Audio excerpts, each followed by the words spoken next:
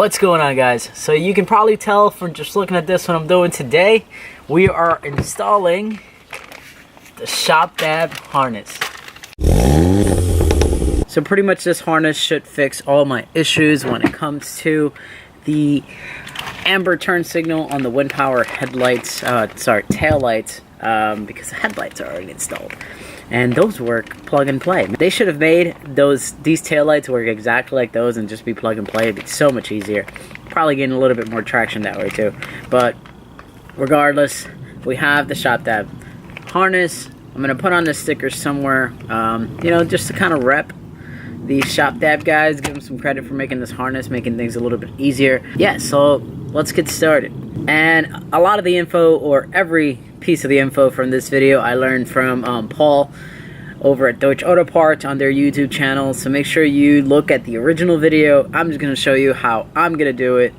And hopefully you guys have already installed this. And if you haven't, you watch my video and, you know, you do it my way because I'm just cool. For this job, you'll pretty much just need a few things. You're going to need a torque screw to take off the bolts at the top over there. You're also going to need one of these to pry open the connector, and you're going to need a Bojo tool because this helps with everything. So let's get started. First thing we're going to do is we're going to remove this trim panel. Let's get to remove the side pieces as well.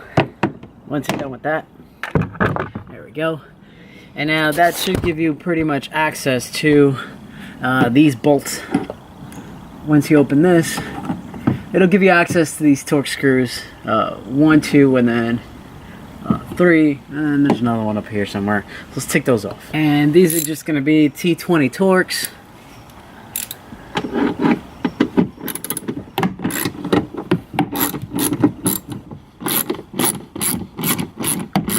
Alright, so those are out. Next step is really to pull this entire trim piece out. You don't have to be gentle with this, at least not much. Just going to start pulling. Once those come off, you want to take this one off as well. Next, just loosen up these side pieces here. Just like that. You don't need to take them off. Just enough so that you can run the cable through here. So now the next step is to get these outer lights out of here. This is going to be the connector for the outer light. Should have 2 of these. This is going to run up to inner pin 1. And then this is just going to connect to the back of the tail light. Run this cable upwards using the snake. So I'm going to grab my snake, we're going to unlock it, and we're going to pull this out. Run it down this way until I can find it in this hole back here. Nice and easy. Next step is to get it through this boot. Alright, so once you run it through here, I'm going to pop this tab. This pretty much moves this way and comes down. You want to run it all the way to the top, and I'm going to hang it up here just so that I have them in place. I'm going to repeat the step on the other side and we'll get back. So next step in this process is pretty much to do the inner cables and run them to the side.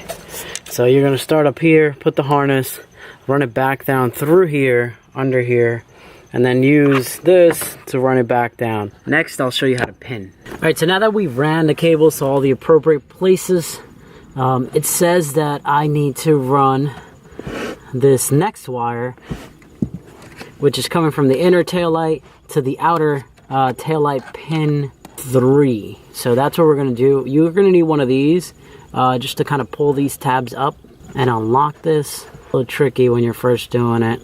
There we go. Unlock one, go to the other side, unlock the other side, and then this tab should pretty much be loose right here. Not sure if you can see that, but this tab should be loose right here. Now you can grab your pin and pretty much just slide it in there. You'll hear it click, and then just grab this, push it back in, and seal it shut. Now your thing is repinned. Now what I'd like to do is I'll pull the rest of the slack upwards so that way there's not too much slack just hanging around here, too much wire, just like that. And then this just gets plugged back into the tail light on this side, but for now, let's do the inner one. As far as the inner one goes, you're going to repeat the steps I just mentioned, except you're going to go to pin 1. And on the inner tail light, you might get confused as to which side is pin 1, but pin 5 is labeled and pin 1 is labeled as well at the top. So make sure you look at those before you install this. Now next, just repeat the steps for the other side, and then I'll show you pretty much what it all looks like once we put it all together. Now if you're a retard like me, then you probably did what I did, which was to run the cables through here and not, well, to run the cables through here and not through here. Nothing a little cutting and splicing can't fix. So that's the video, guys. Thank you very much for watching. See you in the next one. Peace out.